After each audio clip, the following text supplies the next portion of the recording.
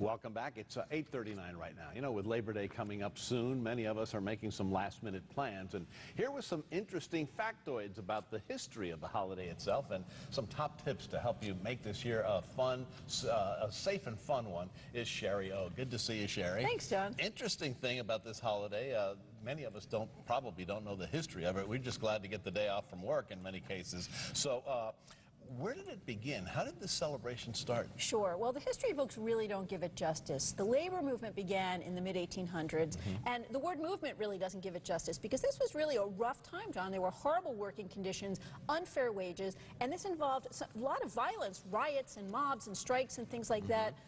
Around the 1880s is when unions began to mobilize and created a day. Unions in the Northeast created a day that they called Labor Day when they would celebrate with a demonstration and a parade and a picnic and those kind of things, celebrate the solidarity of the workforces.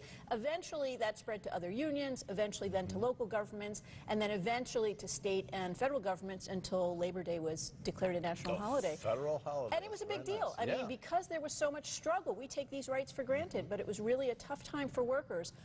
Nowadays, we don't, like you said, we're not really sure why we celebrate, and we usually do it with a staycation or a road trip or something like that, certainly not parades. Yeah, speaking about road trips, what can we do to make sure that those are smoother rides for all involved? Sure. Well, that's interesting because 80 to 90% of people who travel over long weekends like this do so in their car. So the trick is to make the car ride part of the fun and also address the three things that are most likely to go wrong: car maintenance, traffic, and kids, right?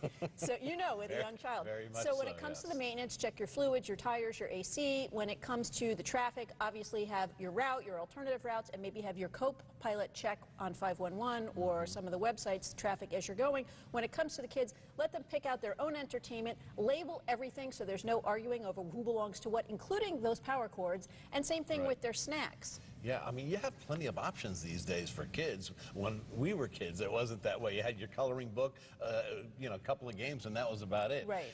Okay, so that's if you're traveling. What about staycations? They sound like a great idea, but sometimes we just wind up running around doing errands. How can we avoid that pitfall? The trick with a staycation, John, is to plan it the way you would a regular vacation. So you have to plan, commit, and unplug. You plan by researching, knowing what you're going to do, literally write out a schedule like you would if you were spending a lot of money to go to France or someplace else. Good idea. Commit by making reservations, and then on the day of that staycation, unplug. I've actually heard from viewers who rent a rental car for $30 so that they're not in their own car and they're not triggered to start running errands when they start going someplace. And we happen to be very fortunate. We live in an area where there's plenty of things to do and John, short we little live trips. in an area where many of the nation's best staycation locations are right in our backyard, nationally ranked. So Fort Lauderdale, Orlando, Tampa, and even right here in Palm Beach. Great place to vacate or staycate. Absolutely. Thank you again, Shari. Sure.